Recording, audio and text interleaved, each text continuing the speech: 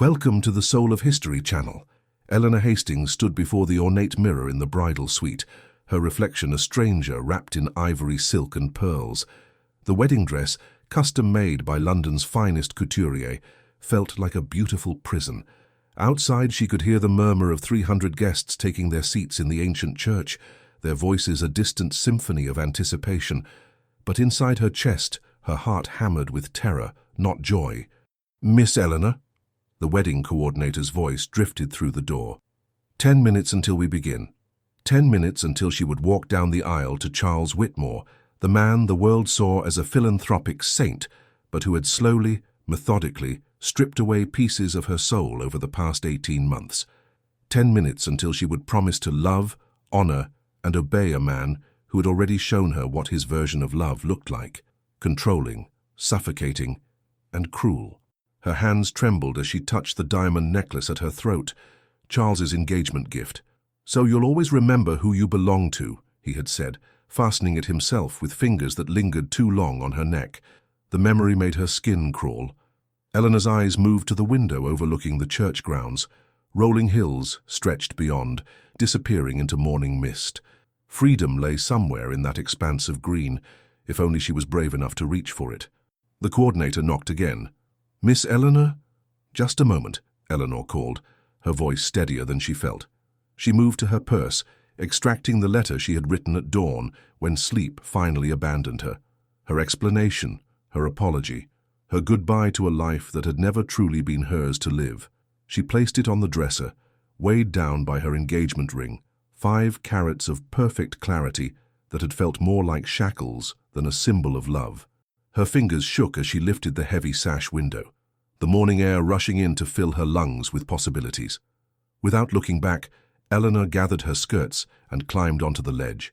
The drop to the garden below wasn't far, but it felt like leaping into an entirely new existence. Her feet hit the soft earth, and immediately the pristine white fabric was stained with mud and grass. She ran then, her veil catching on thorns and tearing free as she fled across the church grounds. Behind her she could hear the wedding march beginning, the organ's notes floating through the air like a funeral dirge for the life she was leaving behind. The country road stretched before her, empty except for the sound of her own breathing and the rustle of silk against her legs. Each step took her further from the church, from Charles, from the gilded cage she had been too frightened to recognize until it was almost too late. Her designer shoes weren't made for running on country roads. She stumbled, caught herself, stumbled again. The weight of the dress dragged at her, but she pressed on, driven by a desperation that overwhelmed her physical discomfort. Miles passed, or perhaps only yards. Time had lost all meaning.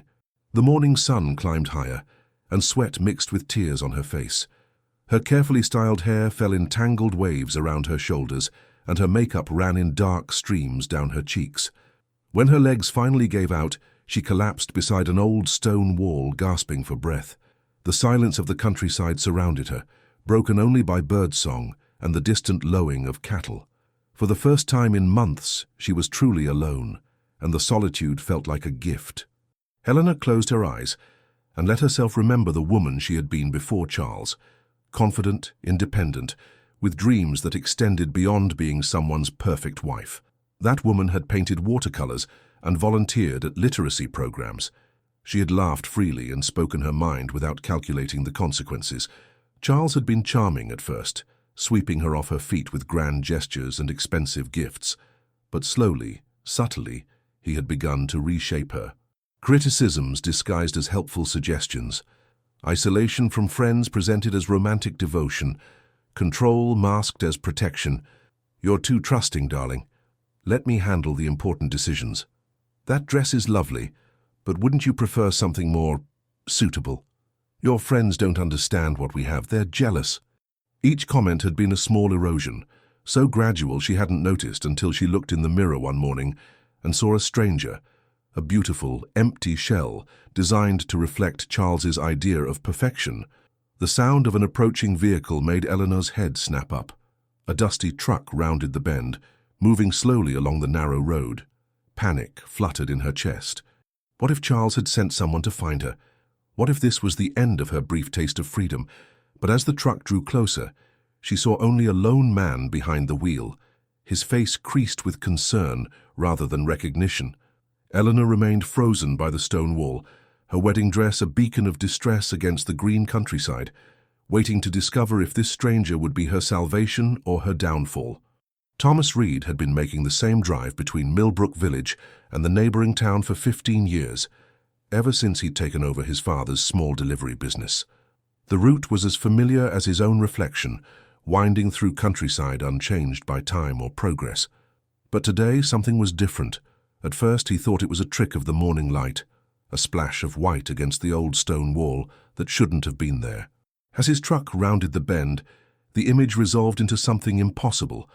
A woman in a wedding dress collapsed beside the road like a broken angel. Thomas's foot found the brake instinctively. He'd learned to be cautious since Margaret's death 3 years ago, protecting himself and Amelia from the unpredictable cruelties of the world. But the sight of the woman's obvious distress overrode his natural wariness. He pulled to the shoulder and stepped out, his weathered hands adjusting the worn cap he always wore for deliveries. The woman looked up at him with eyes the color of storm clouds, wide with fear and exhaustion. Her wedding dress was torn and stained, her dark hair escaping its elaborate arrangement. "Are you hurt?" Thomas asked, keeping his distance but letting concern color his voice. He'd learned from Margaret's social work that sometimes the most important thing was simply to show up, to offer presence without pressure. The woman, barely more than a girl really, despite the sophisticated dress, shook her head. I need to get away from here." Her voice was cultured, with the crisp consonants of expensive education, but it trembled with barely controlled panic. Thomas glanced back down the road, then at his watch. Amelia would be expecting him home for lunch, and he had promised to help her with her college applications this afternoon. His life was carefully ordered now, predictable in a way that kept the grief at bay. Taking in a runaway bride, because that's clearly what she was, violated every rule he'd established for their quiet existence. But something in her eyes reminded him of Amelia in the months after Margaret's funeral, that same look of being lost in a world that had suddenly become unsafe. "Where were you trying to get to?" he asked. "I don't know."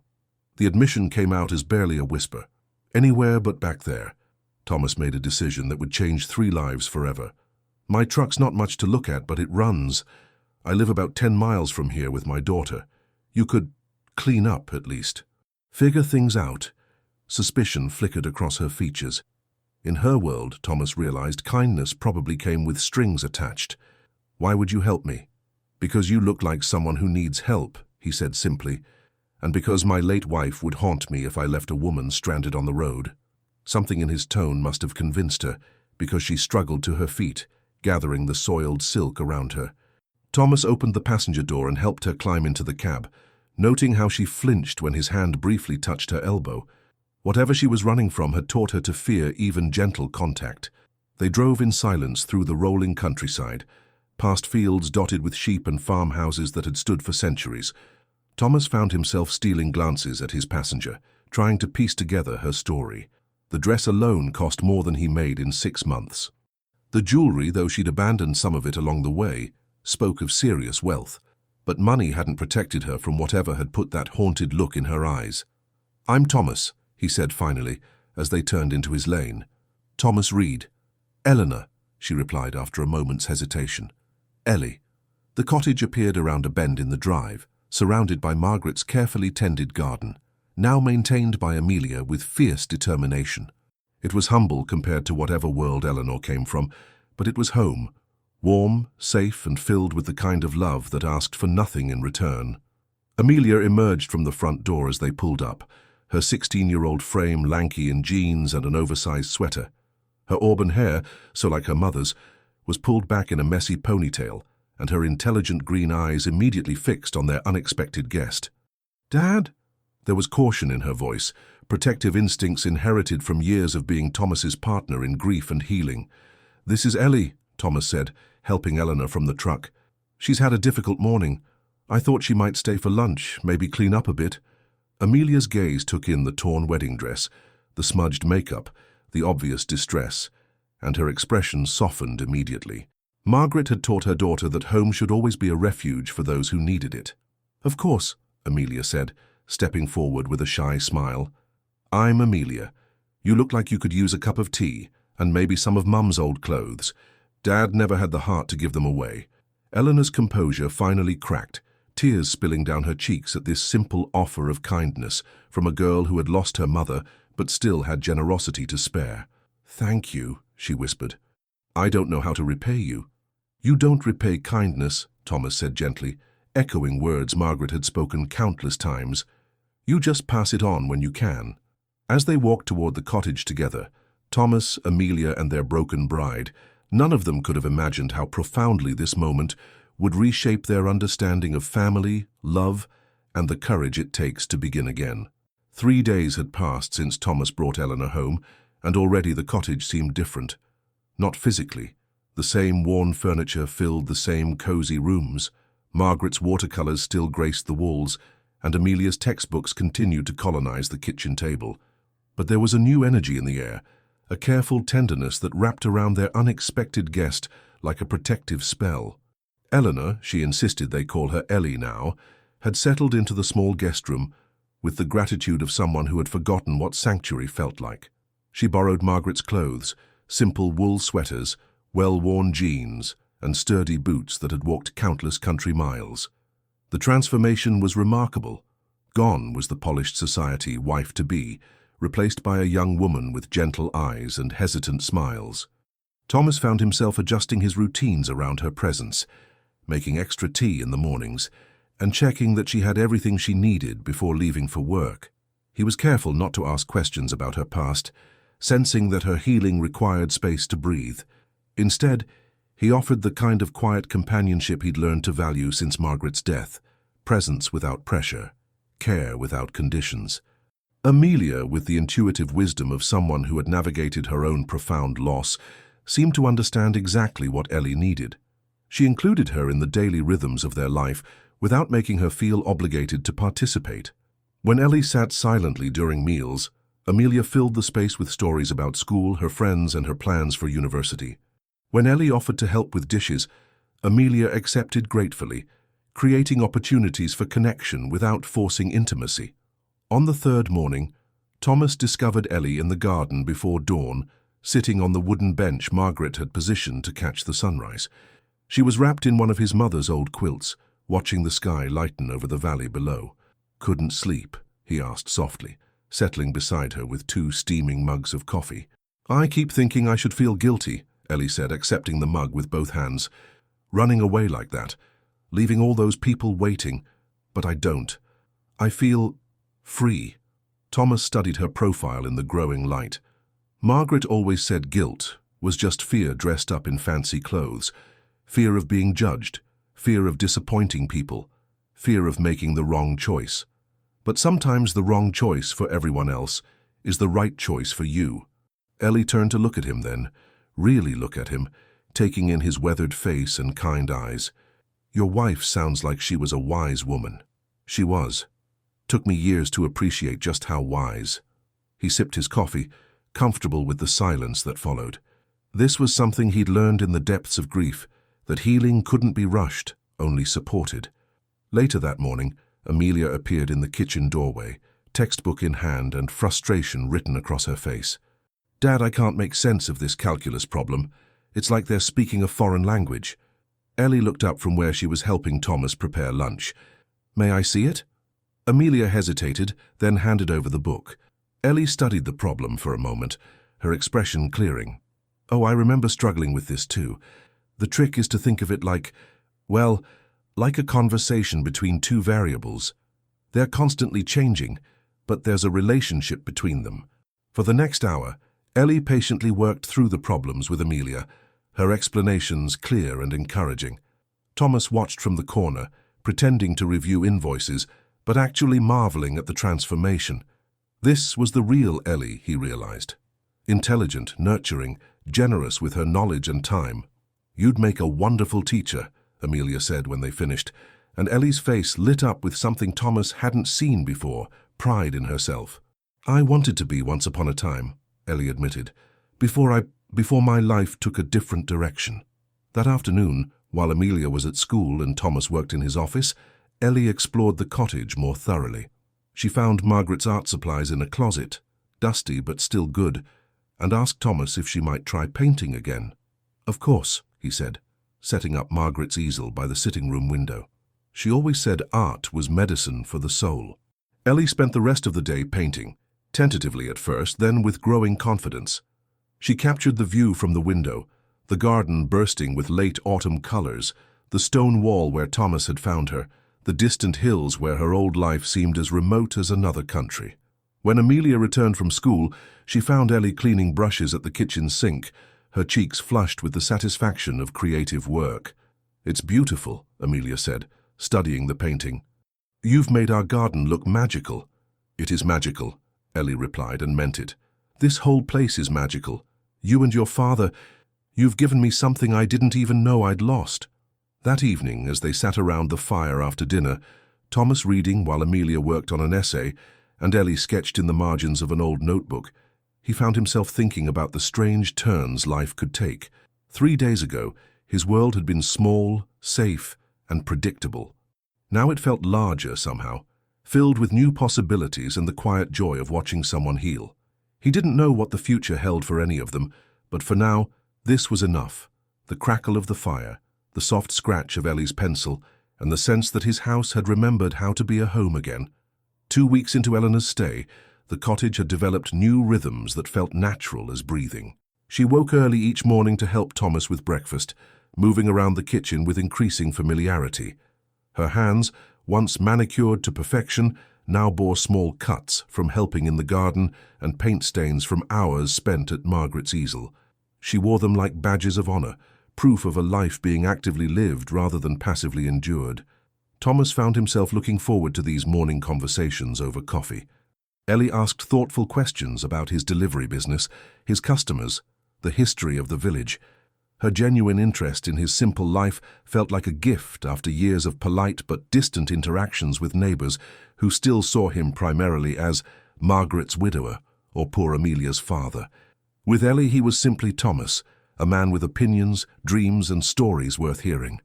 "Mrs.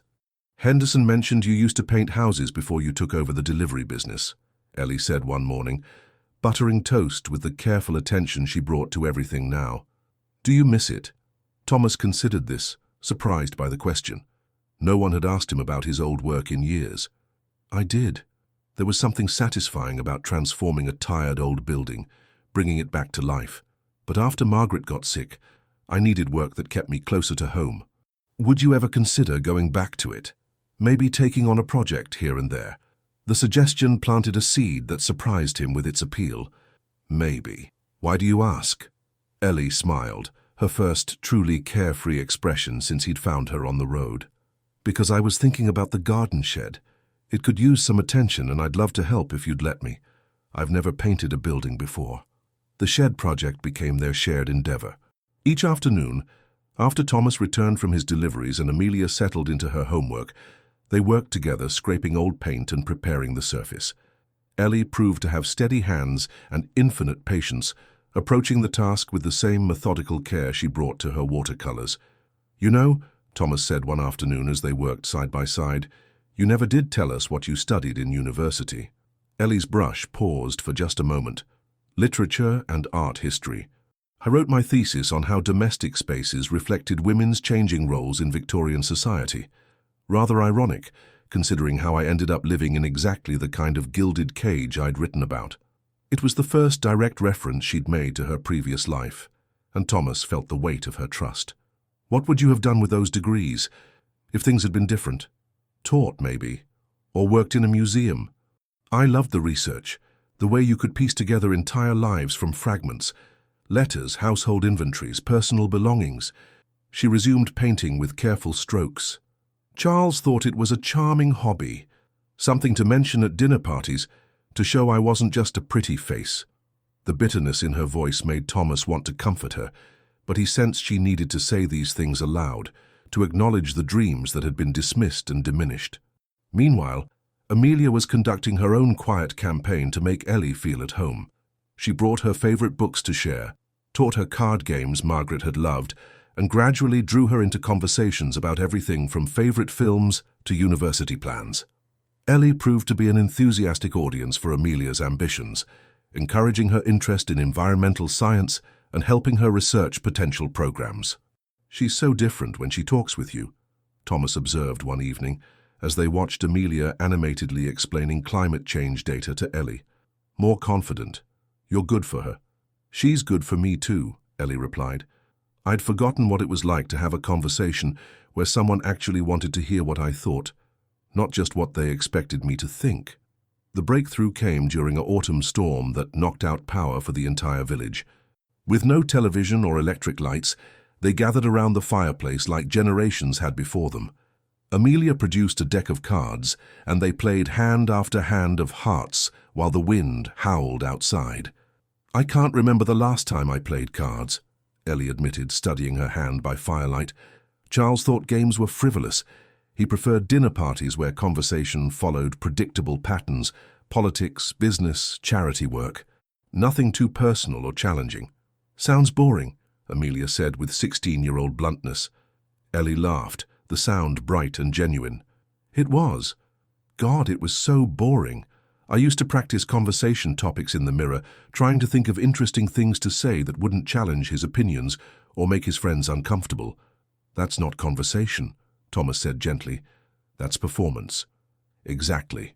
Ellie played her card, then looked around at their cozy circle. "This is what I wanted.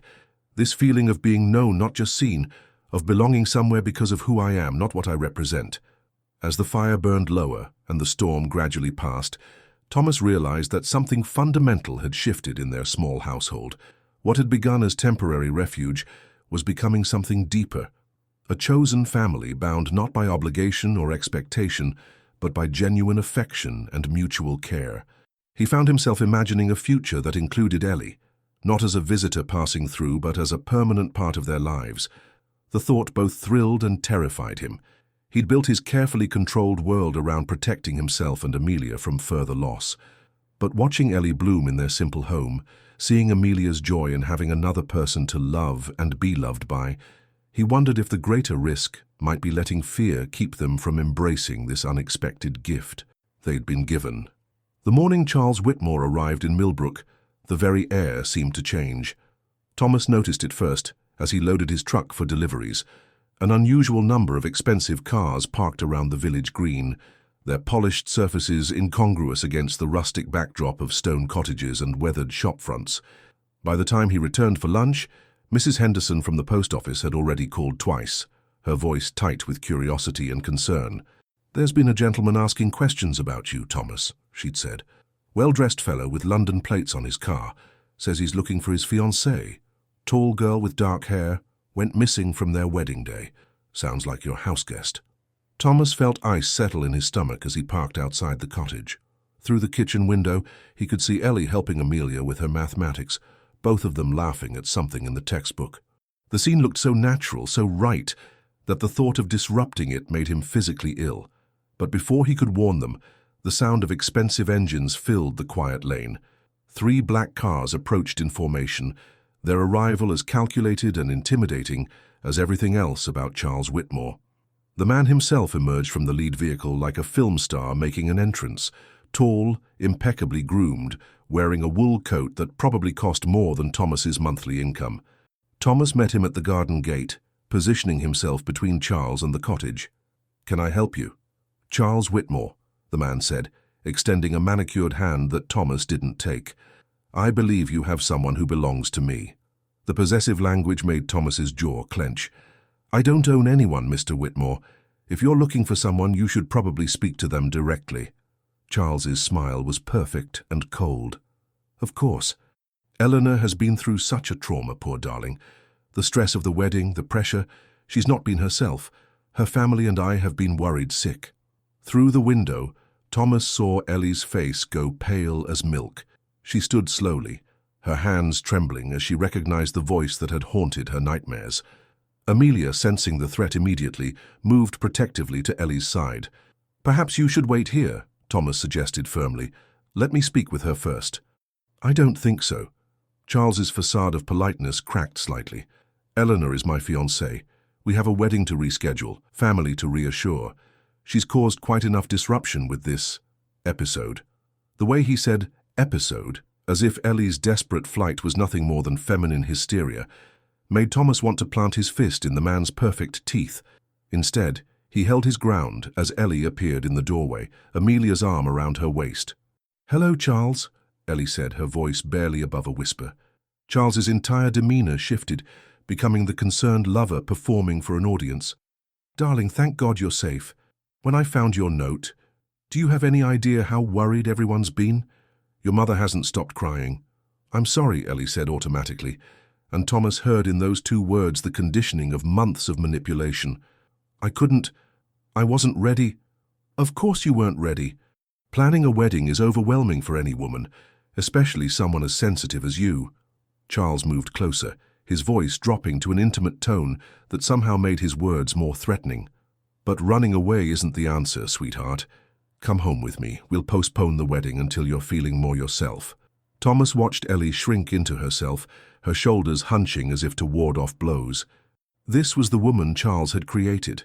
Small, apologetic, constantly on guard. It was nothing like the Eleanor who had spent the morning laughing with Amelia, who painted with fierce concentration, who asked thoughtful questions about other people's dreams. "Maybe Ellie needs more time to think," Amelia said, her young voice steady with courage. "Maybe she's exactly herself right now." Charles's attention shifted to Amelia with laser focus, and Thomas saw his daughter flinch under that calculating stare. "And you are?" "Someone who cares about Ellie," Amelia replied, lifting her chin defiantly. "How lovely," Charles said with poisonous sweetness. "Eleanor always did attract strays and charity cases. It's one of her most endearing qualities." He turned back to Ellie. "But surely you can see this is temporary, darling. A nice little holiday, but not real life. These people can't give you the life you deserve, the security you need." "They've given me something you never did," Ellie said, finding her voice. "They've given me peace." Charles's mask slipped completely for just a moment, revealing something ugly underneath. Then he smiled again, but his eyes remained cold. "Peace is a luxury, Eleanor, one that requires money, stability, protection, things I can provide, and they cannot." He gestured dismissively at the modest cottage, the careful garden, the life Thomas and Amelia had built from love and determination. "This is quaint, I'm sure, but what happens when reality intrudes? When you need medical care, or legal protection, or simply want to live like the educated woman you are rather than playing house with? Forgive me." The help, the calculated cruelty of it, took Thomas's breath away. Charles had sized up their vulnerabilities in minutes and struck with surgical precision. But what surprised him was Ellie's reaction.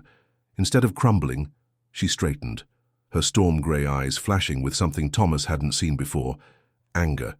"Don't you dare speak about them that way," she said, her voice gaining strength. "These people have shown me more genuine kindness in 3 weeks than you did in 18 months.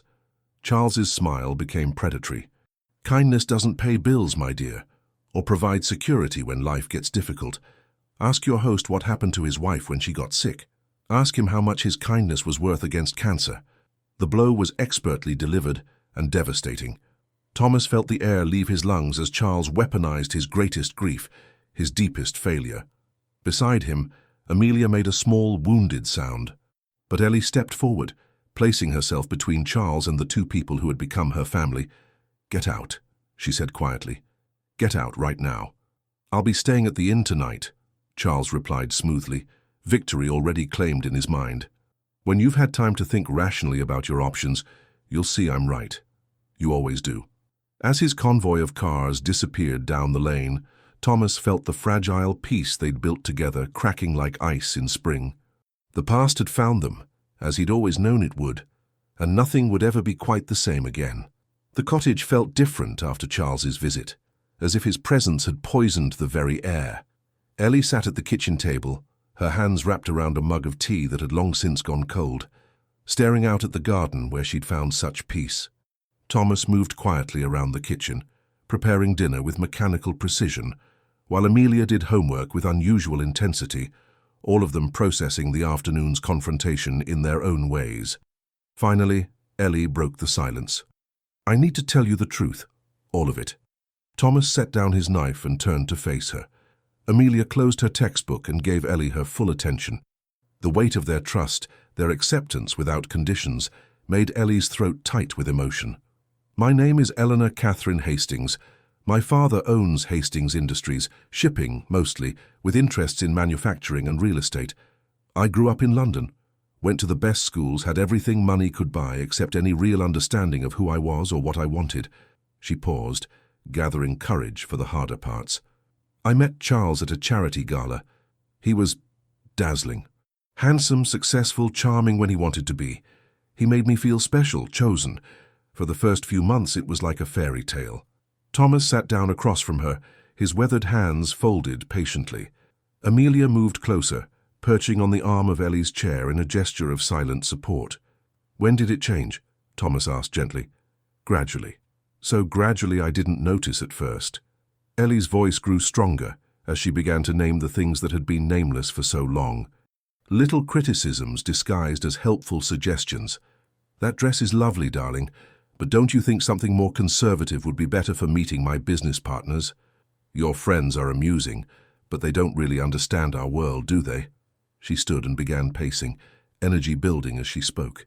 He started managing my schedule, deciding which events I should attend, which people I should see.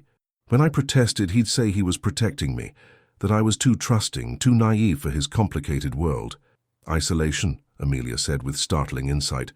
"We learned about it in psychology class. Abusers cut their victims off from support systems." Ellie nodded, grateful for Amelia's understanding. "Exactly. By the time we got engaged, I barely recognized myself. I'd become this perfect empty shell, saying the right things, wearing the right clothes, never expressing an opinion that might displease him." Thomas's hands clenched involuntarily. "Did he hurt you? Physically?" "Not exactly. He was too smart for that. But there were moments." She touched her throat unconsciously, remembering the weight of the diamond necklace. "He had ways of making his displeasure known. Her grip that lasted too long, a hand on my neck when he was helping with jewelry, standing too close when he was angry. Never anything that would leave marks, but enough to make me afraid." "That bastard," Amelia whispered, then flushed. "Sorry, Dad." "Don't apologize," Thomas said grimly. "That's exactly what he is." Ellie sat back down, feeling lighter for having spoken the truth aloud. "The worst part was how he made me doubt myself. He'd tell me I was being oversensitive, imagining things. He'd buy me expensive gifts after particularly bad episodes, making me feel guilty for being upset.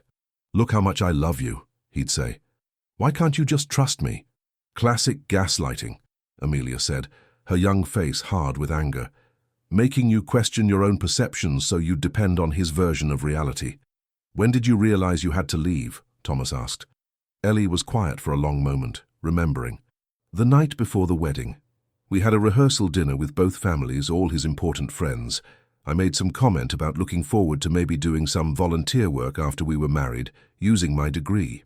Charles laughed and said, 'Oh, darling, you won't have time for hobbies once you're properly managing our social obligations.'" Her voice grew distant with memory. But it wasn't what he said, it was how he said it. Like I was a child with silly ideas about playing dress-up. And everyone laughed along with him, including my own parents. That's when I realized I was about to spend the rest of my life being nothing more than Charles Whitmore's beautiful accessory.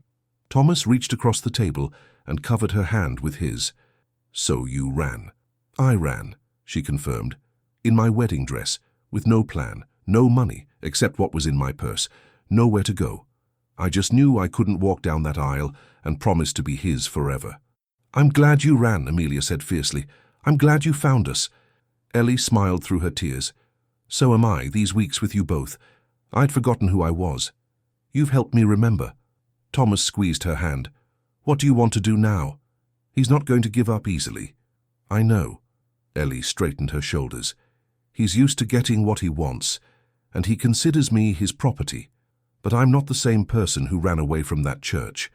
You've both shown me what real love looks like. Patient, accepting, encouraging. Charles calls it kindness like it's weakness, but it's not. It's strength." "We'll help you," Amelia said immediately. "Whatever you need." "You already have," Ellie replied. "You've given me back myself, and now I need to fight for the right to keep being her." Thomas nodded slowly. "Then we'll figure out how to do that. Together." As they sat around the kitchen table, making plans and facing the future with joined courage, Ellie realized that Charles had made one crucial miscalculation. He'd assumed that 3 weeks of simple kindness couldn't compete with 18 months of systematic control.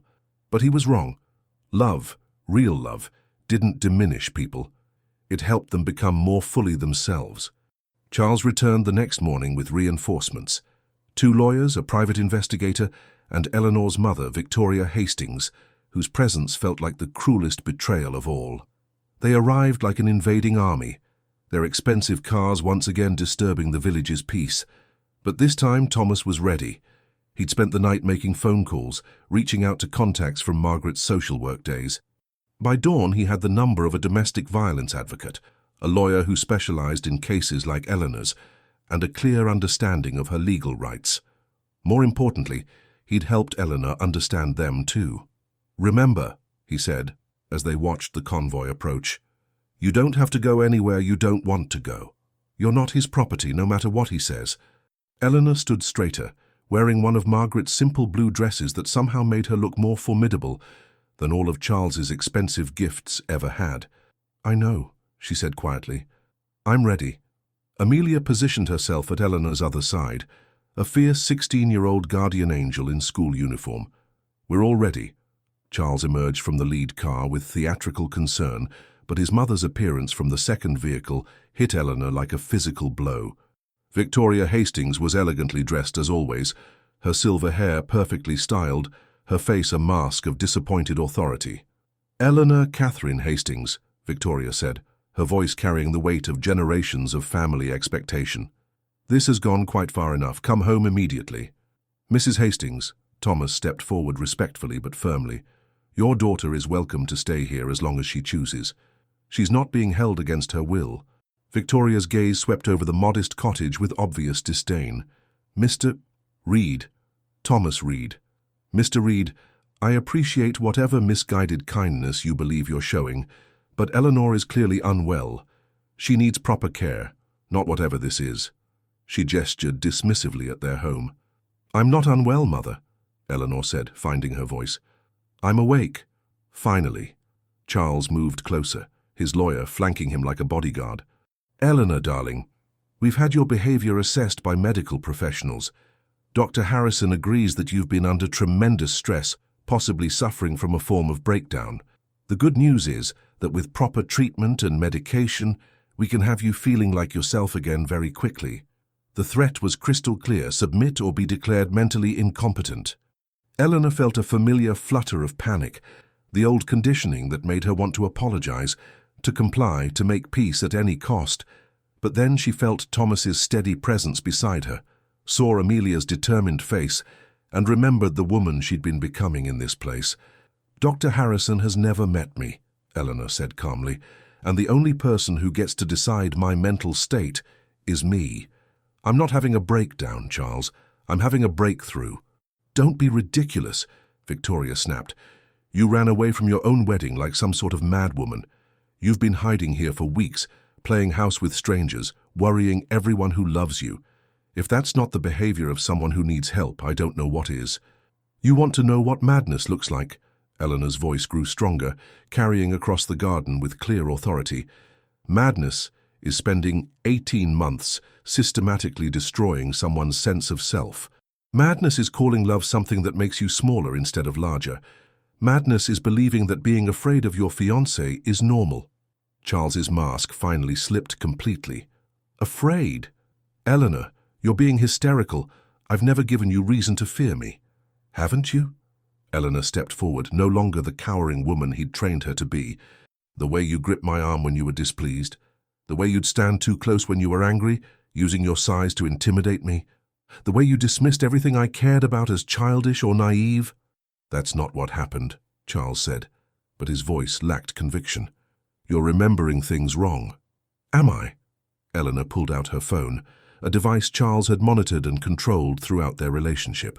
"Because I started recording our conversations in the last few months. Would you like me to play them for everyone?" The color drained from Charles's face. His lawyer whispered something urgent in his ear, but Charles waved him off. Those conversations were private, between engaged people working through normal relationship issues. "Normal?" Amelia spoke up, her young voice cutting through the adult's tension. "Is it normal for someone to tell their fiancé, that her friends are jealous losers. Is it normal to forbid someone from taking a job because it might interfere with party planning? Is it normal to call someone stupid for having opinions about books? This is precisely why Eleanor needs professional help, Victoria interjected.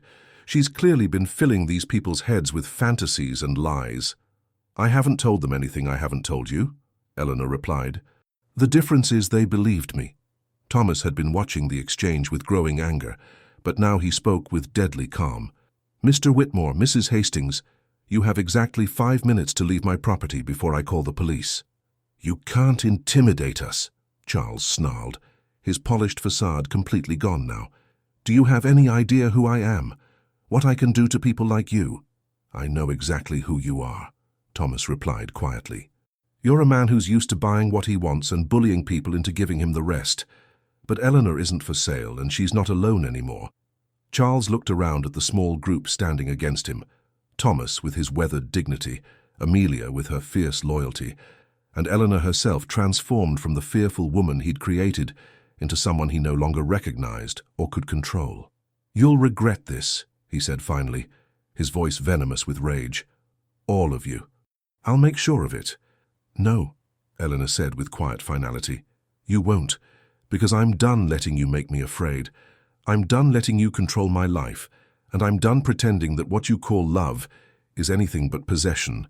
She turned to her mother, heartbreak clear in her voice. I'm sorry you can't see what he really is, Mother. I'm sorry you'd rather have a daughter who's miserable but socially acceptable than one who's happy but defiant. But I can't live my life to meet your expectations anymore. Victoria's composure cracked for just a moment, showing a flash of genuine pain, but then her mask reformed, cold and impenetrable. When this little rebellion of yours ends badly, don't expect to come running home to us. I won't, Eleanor said simply, because I'm already home. As Charles and his entourage finally left, their expensive cars disappearing down the lane like retreating storm clouds, Eleanor felt something she hadn't experienced in years, complete certainty that she'd made the right choice. Thomas put his arm around her shoulders, and Amelia took her hand, and together they walked back into the cottage where love lived in simple kindness and courage was built one small decision at a time.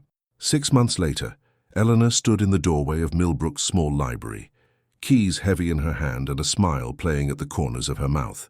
The position of head librarian had become available just as she'd finished the paperwork to legally change her name from Hastings to Reed, not because she'd married Thomas, though that happy day was planned for spring, but because she wanted to choose her own family name for the first time in her life. The library was tiny compared to the grand institutions she'd studied in London, but it was perfect in its imperfection. Worn wooden floors creaked companionably under her feet, afternoon sunlight streamed through tall windows onto mismatched chairs, and the smell of old books and fresh possibilities filled the air. She'd already planned a dozen programs, reading groups for the village children, computer classes for the elderly, art workshops in the back room where she'd set up Margaret's old easel. The new boss surveying her kingdom. Thomas appeared beside her, carrying 2 cups of tea and wearing the paint-stained clothes that marked his return to the house restoration business. The work had started as a way to help Eleanor with the library renovations, but word had spread quickly through the village about his skill and reliability. Now he had more projects than he could handle, his calendar booked solid through the following spring.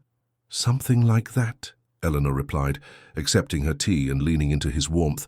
Mrs. Chen wants to start a book club, and young Jamie asked if we could have story time on Saturday mornings. Oh, and the Historical Society wants to digitize all their old photographs. Sounds like you'll be busy, Thomas observed with fond amusement. Eleanor's enthusiasm for her new role had been infectious, reminding him of Margaret's joy in her social work. But where Margaret had been a natural caregiver, Eleanor was a natural teacher, lighting up whenever she helped someone discover a new book or master a computer skill. The best kind of busy, Eleanor confirmed. The kind where you fall asleep tired but happy instead of exhausted and empty. They stood together in comfortable silence, watching the village go about its afternoon business through the library windows. Children walked home from school, shopkeepers swept their stoops, and Mrs. Henderson waved from the post office across the square. It was a simple life, unremarkable to outside observers, but it felt like the richest existence Eleanor had ever known. Any word from London? Thomas asked carefully. They'd had sporadic contact with Eleanor's family since the confrontation, a few cold letters from lawyers, a stilted phone call from her father's secretary, nothing from her mother at all. Charles had made good on his threats for a while, using his influence to make Thomas's business licensing more difficult and spreading rumors about Eleanor's mental instability among her former social circle. But small-town loyalty had proved stronger than metropolitan connections, and eventually the harassment had faded into irrelevance. "Actually, yes," Eleanor said, pulling a letter from her pocket. "From Sarah, my old roommate from university. She says the engagement announcement is finally being officially retracted in the Times. Charles is apparently engaged to someone else now, a banker's daughter who won't cause him any trouble." Thomas felt a familiar protective anger at the casual way Eleanor discussed her replacement, but she seemed genuinely untroubled by the news. "How do you feel about that?" "Grateful," Eleanor said without hesitation. "Grateful that someone else escaped that life, and grateful that it confirms what I've always known. Charles never loved me. He loved the idea of me, the perfect accessory I represented. When I stopped being what he wanted, I became instantly replaceable." "His loss," Thomas said simply, and meant it. The Eleanor he'd come to know bore little resemblance to the polished society woman Charles had tried to create. This Eleanor laughed too loudly at Amelia's jokes, got paint in her hair when she worked on art projects, and wasn't afraid to voice strong opinions about everything from library funding to local politics. She was real in a way that made Thomas grateful every day for the impulse that had made him stop for a stranger in a wedding dress. "Dad! Ellie!" Amelia's voice carried across the square as she jogged toward them, schoolbag bouncing on her shoulder and acceptance letter clutched in her hand. "It came, the letter from Edinburgh." Eleanor's face lit up with pride and anticipation. Amelia had applied to environmental science programs at several universities, but Edinburgh had always been her first choice. The three of them had spent countless evenings working on application essays, Thomas providing moral support while Eleanor helped polish Amelia's writing with the precision of someone who'd once written academic papers. "Well?" Thomas asked as his daughter bounded up the library steps. "Full scholarship," Amelia announced, her grin so wide it looked painful. "They want me to start in September, and they're covering everything, tuition, housing, even a meal plan." Eleanor felt tears spring to her eyes as she pulled Amelia into a fierce hug. "Oh, sweetheart, I'm so proud of you. You're going to do amazing things." "I couldn't have done it without you," Amelia said, her voice muffled against Eleanor's shoulder. "The essay about environmental justice and literature, that was your idea." "The passion was all yours," Eleanor replied. "I just helped you find the words." Thomas watched his two favorite people celebrate together, marveling at how naturally they'd formed their own relationship, independent of his connection to either of them. Amelia had gained not just a stepmother-to-be, but a mentor and friend. Eleanor had found not just a family, but a chance to nurture someone else's dreams the way hers had never been nurtured. "We should celebrate," he said. "Dinner at the pub? Mrs. Davies will want to hear about Edinburgh." "Actually," Eleanor said, her eyes sparkling with mischief, "I have a better idea. Remember that bottle of champagne we've been saving? The one from when you got the contract to restore the old rectory?" "The good stuff?" Thomas raised an eyebrow. "The very good stuff. I think Amelia's future is worth celebrating properly." As they walked home together through the village Eleanor had come to love, she reflected on how completely her life had changed. 6 months ago, she'd been someone who existed to fulfill other people's expectations, who measured her worth by how well she conformed to their vision of what she should be. Now she was someone who set her own goals, who found joy in simple accomplishments, who loved and was loved for exactly who she was. The cottage came into view around the bend, its windows glowing golden in the late afternoon sun. Margaret's garden bloomed with flowers Eleanor had planted herself, and Thomas's workshop showed signs of his expanding business. It wasn't grand or impressive by London standards, but it was theirs, built on trust, sustained by mutual respect, and filled with the kind of love that made people stronger rather than smaller. "Home," Eleanor said softly, and meant it in every possible way. Eleanor Reed walked slowly down the same country road where Thomas had found her, but this time she wasn't running toward anything or away from anything. She was simply coming home. The late afternoon sun painted the landscape in shades of gold and amber, and the paper bag in her arms held fresh bread from the village bakery and wildflowers she'd picked along the way. Her wedding ring caught the light as she adjusted her grip on the bag. The simple gold band Thomas had placed on her finger 8 months ago during a ceremony in the village church that had been everything her first wedding was not. Small, joyful, and surrounded by people who loved them for exactly who they were. The transformation in herself still sometimes caught her by surprise. The woman walking this road bore little resemblance to the terrified bride who had fled down it 2 years before. Eleanor Reed wore her dark hair in a practical braid, her hands bore the calluses of honest work, and her clothes were chosen for comfort rather than appearance. She had opinions she wasn't afraid to voice, dreams she was actively pursuing, and a sense of her own worth that no one could take away. The library had become the heart of her new life. What had started as a simple job had evolved into a calling that surprised her with its fulfillment. She'd started literacy programs for immigrant families, established partnerships with schools throughout the county, and successfully applied for grants that had nearly doubled their book collection. But more than the professional accomplishments, she treasured the daily interactions, helping Mrs. Chen's grandson with his reading, teaching old Mr. Patterson to use email to contact his children in Australia, watching teenage romance bloom over study sessions in the poetry section. As she rounded the familiar bend, the cottage came into view, and Eleanor's heart performed its customary skip of contentment. The garden bloomed more extravagantly than ever under her continued care, a riot of colour that would have made Margaret proud. The old shed she and Thomas had painted together now housed his expanding workshop, and the sound of careful hammering indicated he was still working on the custom shelving unit for the library's children's section. But it was the figure at the garden gate that made Eleanor's face break into its widest smile.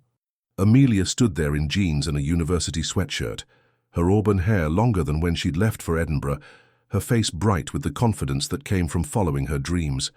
She was home for reading week, full of stories about marine biology courses and environmental activism, and the boyfriend named David who shared her passion for protecting coastal ecosystems. "Ellie!" Amelia called, jogging down the path to meet her. At 18, she had her mother's determination and her father's gentle strength, but she'd also developed something uniquely her own, a fierce optimism about her ability to change the world for the better. "How's my favorite university student?" Eleanor asked, accepting Amelia's enthusiastic hug while trying not to crush the flowers. "Fantastic. I've been accepted for the summer research program in the Hebrides. We'll be studying climate change impacts on marine ecosystems." Amelia's eyes shone with the kind of passion Eleanor had learned to recognize and nurture. "Dr. MacLeod says I have a real gift for data analysis." "Of course you do. I've seen you tear apart environmental policy papers like a force of nature." Eleanor linked her arm through Amelia's as they walked toward the house. "Your father will be so proud. He already is. I told him about the research program when I got in this afternoon, and I thought he was going to cry." Amelia glanced at Eleanor sideways, good tears obviously. They found Thomas in the workshop, his carpenter's hands gentle as he sanded the curved edge of a child-sized reading chair. Wood shavings clung to his hair, and his face bore the satisfaction of someone completely absorbed in meaningful work. The restoration business had grown beyond his wildest expectations, but he'd been careful to accept only projects that genuinely excited him, historic buildings that deserved careful preservation, custom furniture for people who valued craftsmanship over speed. "The wanderer returns," he said, looking up with the smile that still made Eleanor's pulse quicken. 2 years of marriage had only deepened her appreciation for his steady kindness, his unshakable integrity, his way of making her feel treasured without being possessed. "With supplies for celebration," Eleanor announced, holding up the bag. "Fresh bread, Mrs. Davies's special cheese, and wine from that vineyard trip we took to celebrate Amelia's exam results." "What are we celebrating now?" Thomas asked, though his knowing look suggested he'd already guessed. "The Hebrides research program," Amelia said, practically bouncing with excitement. 3 months studying marine ecosystems with some of the best researchers in the field. Thomas set down his sandpaper and pulled his daughter into the kind of hug that communicated pride, love, and the bittersweet joy of watching someone you've raised spread their wings. "I couldn't be prouder of you, sweetheart." As the 3 of them prepared dinner together in the cottage kitchen, Eleanor marveled at the easy rhythm they'd developed as a family. Thomas chopped vegetables with methodical precision, while Amelia regaled them with university stories, and Eleanor arranged the wildflowers in Margaret's old blue vase. The conversation flowed from Amelia's studies to Thomas's latest restoration project, to Eleanor's plans for the library's summer reading program, each of them genuinely interested in the other's lives and dreams. "Oh," Amelia said suddenly, pulling a letter from her backpack. "I almost forgot. This came to my flat, but it's addressed to you, Ellie. From London." Eleanor's hand stilled on the flowers as she recognized the handwriting. After 2 years of silence, her mother had finally written. The letter felt substantial in her hands, not the brief, formal communications that had characterized their last few exchanges. "Do you want to read it privately?" Thomas asked gently, recognizing the complexity of emotions that crossed Eleanor's face. "No," Eleanor said, surprising herself with the certainty. "Whatever it says, we'll deal with it together." She opened the envelope carefully, her heart racing despite her outward calm. The letter was longer than she'd expected, written in her mother's precise script on heavy paper that smelled faintly of the lavender sachets Victoria Hastings had always kept in her correspondence desk. "My dear Eleanor," she read aloud, her voice growing steadier as she continued, "I hope this letter finds you well and happy in your new life. I know it has been far too long since we've spoken properly, and I take full responsibility for the silence between us. I have spent these past 2 years in reflection, and I owe you an apology that is long overdue. When you left, Charles, I was so concerned with propriety, with what people would think, with maintaining the family's reputation, that I failed to see what you were truly escaping from. I failed as your mother in the most fundamental way. I chose society's opinion over my daughter's well-being. Charles's engagement to Miss Pemberton has opened my eyes in ways I'm ashamed to admit. The young woman came to me 6 months into their engagement, much as you tried to come to me. But this time I listened, really listened. The pattern you tried to describe to me was unmistakable when I wasn't blinded by his public reputation and my own social ambitions. I helped Miss Pemberton leave him, quietly and safely. She is now studying art history in Florence, free to pursue the dreams Charles had been systematically discouraging. In helping her, I finally understood what I should have done for you, what you tried to tell me and I was too proud and foolish to hear. I don't expect forgiveness, nor do I assume you'll want me back in your life, but I needed you to know that I see now what you saw then. I needed you to know that your mother loves you, has always loved you, even when she was too blinded by convention to show it properly. If you ever wish to rebuild our relationship, I would welcome that gift with more gratitude than I deserve. If not, please know that I am proud of your courage, proud of the woman you've become, and deeply sorry for the pain my failure caused you. Eleanor's voice had grown thick with emotion as she read, and by the time she finished, tears were streaming down her cheeks. Thomas moved to stand behind her chair, his hands gentle on her shoulders, while Amelia knelt beside her, offering the practical comfort of tissues and unconditional support. "That's unexpected," Eleanor said finally, setting the letter down with shaking hands. "But good, unexpected?" Amelia asked hopefully. "I think so. Yes, I think it's very good, unexpected." Eleanor leaned back against Thomas's solid warmth, drawing strength from his presence. She listened to someone else, saw what she couldn't see in my situation. "That takes courage." "What will you do?" Thomas asked. Eleanor was quiet for a long moment, considering.